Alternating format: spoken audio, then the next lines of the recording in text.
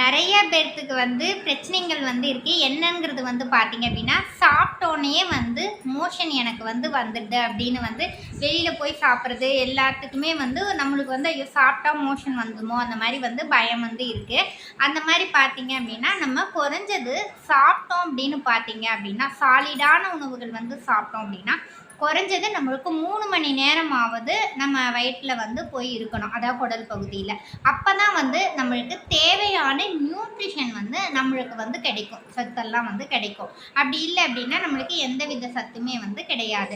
நீங்கள் கரெக்டாக வந்து நோட் பண்ணுங்கள். நம்ம வெறும் வயிற்றில் பார்த்தீங்கன்னா இனிப்பு சுவை அதிகமாக எடுக்கிறோமா, காரம் வந்து அதிகமாக எடுக்கிறோமான்னு பாருங்கள். அடுத்தது டைமுக்கு வந்து கரெக்டாக வந்து எடுத்துக்கிறோமா அப்படிங்கிறத வந்து நோட் பண்ணுங்கள். அதுக்கு அடுத்தது பார்த்தீங்க அப்படின்னா டைமுக்கு சாப்பிடாம மதிய லஞ்சையே பார்த்தீங்க அப்படின்னா 3 மணிக்கு எடுக்கிறது, நைட்டு வந்து டின்னர் வந்து பார்த்தீங்க அப்படின்னா நைட்டு 11 மணி பக்கமாக எடுக்கிறது. அந்த மாதிரி இருக்கவங்களுக்குலாம் வந்து இந்த மாதிரி வந்து சிம்டம்கள்லாம் வந்து இருக்கும். கரெக்டாக அது வந்து ஒரு 10 வருஷம் நீங்கள் ஃபாலோ பண்ணிங்கன்னா 10 வருஷம் தெரியாது, 11வது வருஷம் தான் வந்து இந்த மாதிரி மோஷன் போகிற மாதிரி உங்களுக்கு வந்து சிம்டம்லாம் வந்து இருக்கும்.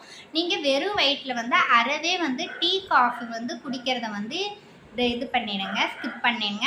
அதுக்கு அடுத்தது வந்து பார்த்தீங்க அப்படின்னா நல்ல நியூட்ரிஷன் பேஸ்ட் ஃபுட்டாக வந்து எடுங்க. அப்போ தான் நம்மளுடைய கட் ஹெல்த்துக்கு வந்து நல்ல வந்து இது கிடைக்கும். ஓகேங்களா, சத்துங்கள்லாம் வந்து கிடைக்கும். இது மாதிரி நம்ம பேஜை வந்து ஃபாலோ பண்ணிக்கோங்க. தேங்க்யூ.